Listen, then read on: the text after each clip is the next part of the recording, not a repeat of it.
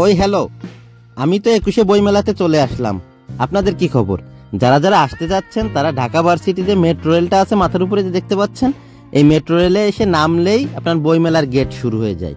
তার মানে সরোয়ার্দী উদ্যানে এই 21শে বইমেলা বিশাল আড়ম্বরে বিশাল একটা জায়গা নিয়ে বইমেলাটা পুরো মাসব্যাপী চলে। হ্যাঁ, ফেব্রুয়ারি মাসব্যাপী আর কি।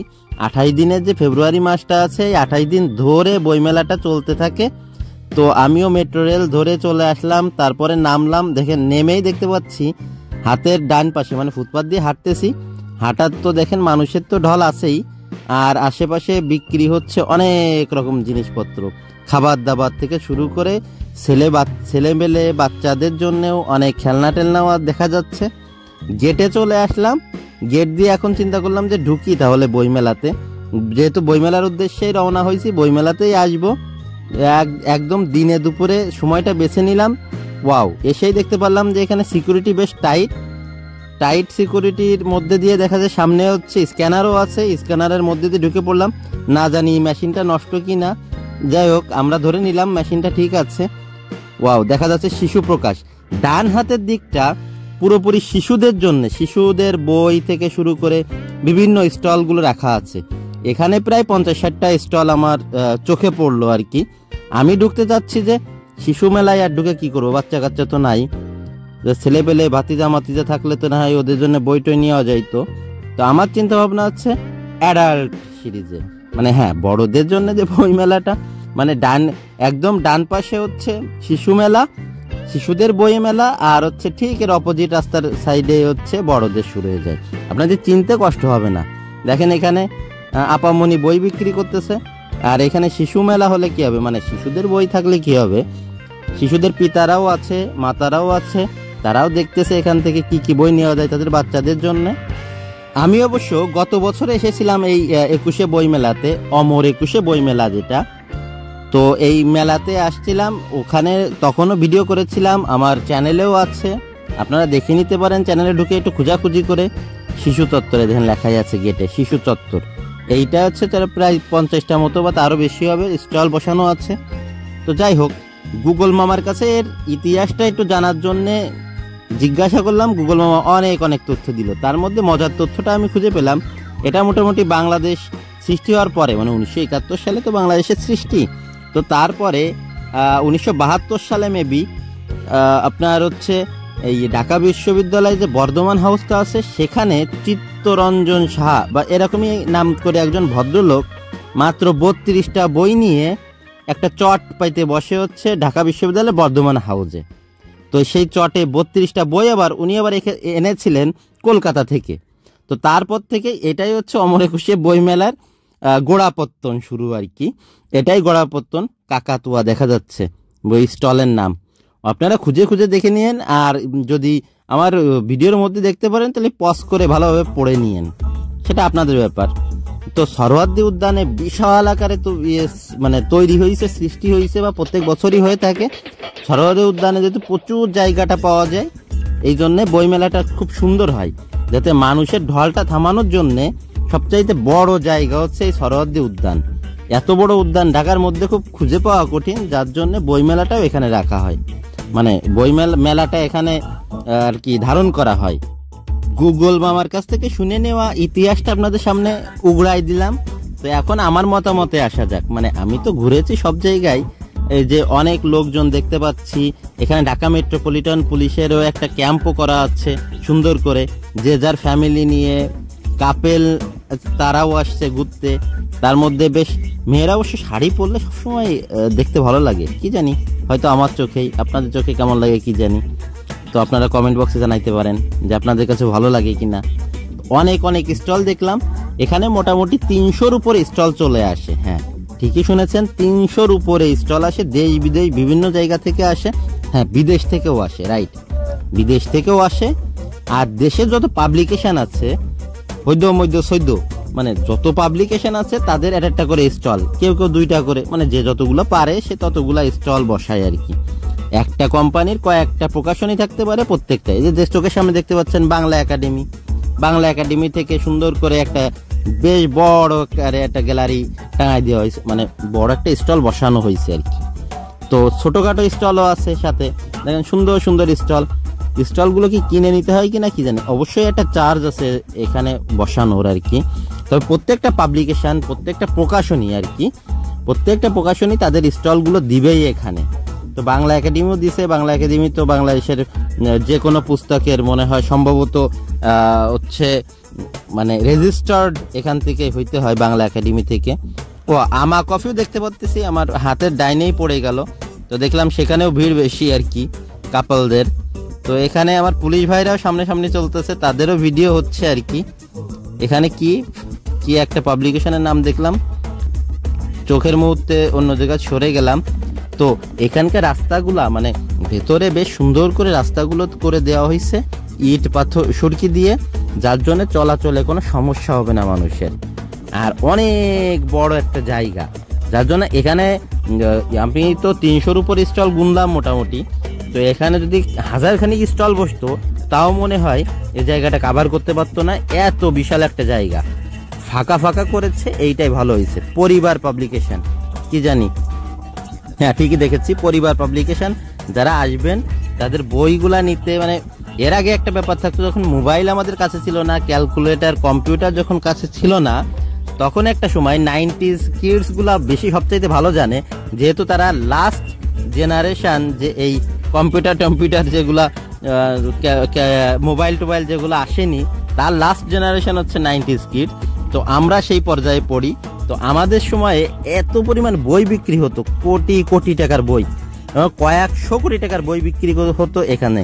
ও খাবার পানির ব্যবস্থাও আছে, এখানে আসলে আপনার পানি নিয়ে চিন্তা করতে হবে না, কিনেও খাইতে হবে না। এই পানিগুলো বিশুদ্ধ পানি, এবং এটা ওয়াসার পক্ষ থেকে দেওয়া হয়েছে। এটা দেখেন ভাষাচিত্র পুরো হলুদ কালারের করছে ওই গ্যালারিটা, বেশ সুন্দর। আর এখানে বই বিক্রি করতেছে, মানে পাবলিকেশনে যারা কোম্পানিতে ছিল তারাই আর কি বিক্রি করতেছে, অথবা অনেক স্টুডেন্ট আছে যারা অ্যাপ্লাই করে এই এখানে আসার জন্য। ওহো, এই হাজার হাজার মানুষের মধ্যে কিন্তু আমিও আছি, আমাকে ভুলে যান না আমার ভিডিও দেখে। আমি মাঝে মাঝে ক্যামেরায় উকি দিচ্ছি নিজের অস্তিত্ব জানান দেওয়ার জন্য। হ্যাঁ, অনেকে আমার ভিডিওতে কমেন্ট করে, ভাই শুধু নিজেরা দেখান কেন, পরিবেশটা দেখান, মানে ফ্রন্ট দেখান, মানে সামনে দেখান, আপনি শুধু নিজেরা দেখেন কেন? তাই আর কি মাঝে মাঝে উকি দিচ্ছি। আর বাকিটা সবই যে আপনারা দেখতেই পাচ্ছেন মানুষজন কেমন। তো আপনারা মনে করতে পারছেন যে কম মানুষ হয়েছে, না, মানুষ কম হয়নি, কিন্তু জায়গাটা এতটা বিশাল যার জন্য লোক সংখ্যা কম দেখা যাচ্ছে। আর আমি যেহেতু দুপুরের টাইমে এই মেলাতে আসছি, এই বই মেলাতে, তো তখন দুপুরের টাইমে মানুষটা একটু কম থাকবে, এটা স্বাভাবিক। অ্যাডর্ন পাবলিকেশন একটা পাবলিকেশন, এখানে আসলে এমন এমন পাবলিকেশনের নাম শুনবেন আগে কখনো দেখেননি, শোনেননি, জানেননি, বা তার সম্পর্কে আপনার কোনো ধারণাই নেই, এমন এমন পাবলিকেশন দেখবেন। আর প্রত্যেকটা গ্যালারি দেখেন একটা কবি ভাব, শুধু কবিতার অভাব। তো এখানে এমন এমন পাবলিকেশন দেখবেন যে আপনি কখনো শোনেননি, দেখেননি, যে ফার্স্ট আপনার অভিজ্ঞতা হচ্ছে। তাছাড়াও আপনার পরিচিত পাবলিকেশনগুলো থাকবে, যে পাবলিকেশনের বইগুলো আপনি পড়বেন। যে কথা অনেক আগেই ভুলে গেলাম বলতে, সেটা যে শত শত কোটি টাকার বই বিক্রি হতো 2-3 বছর আগেও, কিন্তু এখন হচ্ছে কমে গেছে। কি জন্যে কমে গেছে? ওই যে মোবাইল আসাতে আপনার মোবাইল একেবারে সব কিছু খেয়ে নিছে। ওই যে সিনেমা বলেন, মানে হলে যে সিনেমা দেখা বলেন, ক্যালকুলেটর বলেন, লাইট বলেন, আর পড়াশুনো সেটা তো খাইছেই। তো তারই একটা প্রভাব হচ্ছে বইতে পড়েছে, বইয়ের বিক্রি কমে গেছে। কিন্তু 90s কিডদের কাছে বই এত জনপ্রিয় ছিল যে আমরা কি পরিমাণ গল্পের বই কিনেছি এই মেলাতে গিয়ে, তা ধারণার বাইরে। কয়েক বছর আগেই, হয়তো 10-12 বছর আগেই আমাদের বই নিয়ে কাড়াকাড়ি ছিল, কিন্তু সেই কাড়াকাড়িটা এখন অনেকটাই কমে গেছে। আর মানুষের তখন চরম ঢল হইতো। ওয়াও, মুক্তধারা, এটার প্রতিষ্ঠাকাল সহ সবকিছু দেওয়া আছে। ও প্রতিষ্ঠাতা চিত্তরঞ্জন সাহা। ওহো, এই চিত্তরঞ্জন সাহাই কিন্তু সেই 32টা মাত্র বই নিয়ে এই যে ঢাকা বিশ্ববিদ্যালয়ের বর্ধমান হাউজে বসেছিলেন বইমেলা, উনিই গোড়াপত্তন করেন। তাহলে সেই প্রকাশনী এইটা। আমার অত বেশি জানা নেই, তবে নামটা দেখে আর কি মনে পড়লো।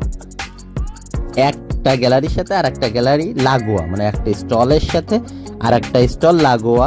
আবার কোনো কোনো স্টল ফাঁকা জায়গায়, মানে প্ল্যানিং অনুযায়ী করা হয়েছে, যাতে কিনা মানুষজন যত ভিড়ই হোক না কেন স্বাচ্ছন্দ্যে তাদের স্টলগুলোতে যাইতে পারে, পছন্দের বইগুলো দেখতে পারে আর কিনতে পারে, আর ফটোও তুলতে পারে। অবশ্য টিকটক ভিডিও করতে পারে, সেটা তো আছেই। আর আমি যেমন ইউটিউব ভিডিও করতেছি, মেঘদূত প্রকাশন, এই প্রকাশনগুলা এসে কিছু পরিচিত প্রকাশন, আমার অনেক প্রকাশনই পরিচিত, কারণ আমি মেলাতে এসে এসে দেখে দেখে আর যেসব বইগুলো পড়েছি সেই বইগুলোর প্রকাশনী দেখে দেখে মোটামুটি আমি দেখলেই চিনতে পারি। তবে অনেকের কাছেই বেশিরভাগ প্রকাশনী অপরিচিত থাকবে, আমার কাছে বেশিরভাগ, তবে অনেকগুলাই চিনি আমি। ও এই প্রকাশনীটা তো বেশ ভালো করছে, গর্জিয়াস করছে। অবশ্য যারা সেলার আছে, মানে সেলারদের আবার বিক্রেতাদের আবার একটা ড্রেসিংও আছে। আপনাদের যে বইগুলাও দেখাচ্ছি কি কি বই পাওয়া যাচ্ছে এখানে, আপনারা পজ করে দেখে নিয়েন, কিনতে চাইলে এখানে এসে কিনে নিয়েন। আমার তো পড়ে শোনানোর সেইভাবে নাই, যেহেতু ভিডিও করতেছি একদম শর্ট টাইমে, আপনারা পজ করে পড়ে নিয়েন এবং যদি আপনার পছন্দ হয় ওই প্রকাশনীতে যে বইটা কিনে নিতে পারেন। তো স্টলগুলো তো অনেক, আর এত বেশি জায়গা নিয়ে করা হয়েছে, যদি না যান সেখানে তাহলে আপনি বুঝতেই পারবেন না এত বড়। এটা কি বই প্রকাশনী, একজন মাত্র দাঁড়ায় আছে, 3 জন সেলার, মানে বায়ার একজন, ক্রেতা একজন, 3 জন বিক্রেতা। তবে মানুষ যদি যে কোনো মেলায় এসে ছবি তোলার দিকে নজরটা বেশি থাকে, খেয়াল করি যে কিছু কিনুক আর না কিনুক, চাই ফটো আপলোড দিতেই হবে, ফেসবুকে হোক, অমুক জায়গা হোক, তমুক জায়গায় হোক, যার জন্যে তারা ফটো তুলবে, ভিডিও করবে, তারপরে পোস্ট দিবে অনলাইনে, ইন্টারনেটে। তো আমি আসছি, আমি অবশ্যই যে অন্যান্য জিনিসই দেখা দেখি করি আর কি। শিখা প্রকাশনী, এই প্রকাশনীটার নাম হচ্ছে শিখা প্রকাশনী। দেখেন বই বিক্রি করতেছে, প্রত্যেকটা দোকানে দেখা যাচ্ছে যে বিক্রেতা কম, মানে বিক্রেতা বেশি, ক্রেতা কম। তারপরে কিছু কিছু প্রকাশনীতে আবার একটু ভিড় বেশি দেখা যায়, সেখানে দেখা যায় মানুষ অনেক বেশি, চারপাশে ঘিরে আছে, একেবারে জ্যাম লাগাই দিছে। উষার দুয়ার প্রকাশনী, স্টল নাম্বার 16। আমি যেহেতু 2 তারিখে গেছিলাম, ভিডিও ছাড়তে দেরি হয়েছে, তো ভিডিওটা দেখতে পাচ্ছেন হয়তো 9-10 তারিখে, সেটা ঠিক আছে, কিন্তু 2 তারিখে প্রথম মেলা খুলতে না খুলতে একেবারে সাজো চলে গেছি আর কি। জানি চারিদিকে ঘুরে ঘুরে এই মেলাটা দেখাইতে গেলে এবং ভিডিওটা অনেক বড় হয়ে যাবে, তাই আমার 2টা পার্টে করতে হয়েছে। এইটা প্রথম পার্ট দিলাম, আর দ্বিতীয় পার্ট অবশ্যই সাথেই আছে ভিডিওর, আপনারা চ্যানেলে যেয়ে দেখে নিতে পারেন কেমন লাগলো, মেলাটা কেমন বসছে, অন্যান্য বারের চেয়ে এবার কেমন হয়েছে, সেটা তো আপনাদের ভিডিও দেখে তো কমেন্ট করবেন, আর নিজে ফিজিক্যালি যে সেখানে অবশ্যই তারপরেই ভিডিওটা দেখা উচিত ছিল আপনাদের, তাহলে বুঝতে পারতেন যে মেলাটা কতটা গর্জিয়াসলি হয়েছে।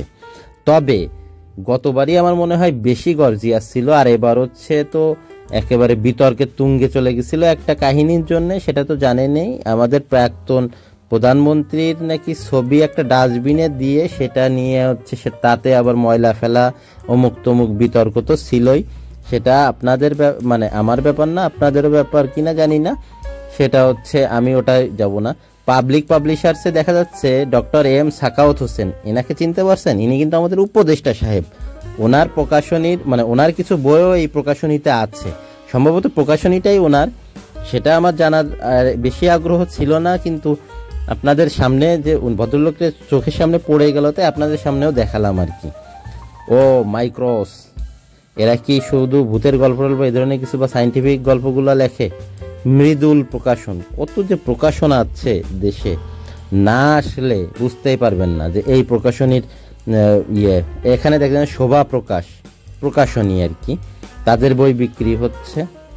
তো একটা জিনিস, সুকুমার রচনা সমগ্র, সুকুমার রায় কিনতে পারেন, কিন্তু এখানে দেবদাসও দেখা যাচ্ছে, বিন্দুর ছেলে দেবদাস।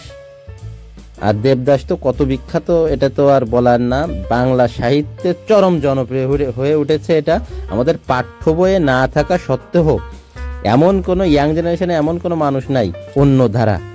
ওয়াও, খুব গর্জিয়াস করছে কিন্তু ওদের স্টলটা, মানে আমাদের এমন কোনো মানুষ নাই এই দেবদাস পড়েনি। তো ভিডিওটা কেমন হলো, নেক্সট ভিডিও অবশ্যই দেখে নেবেন।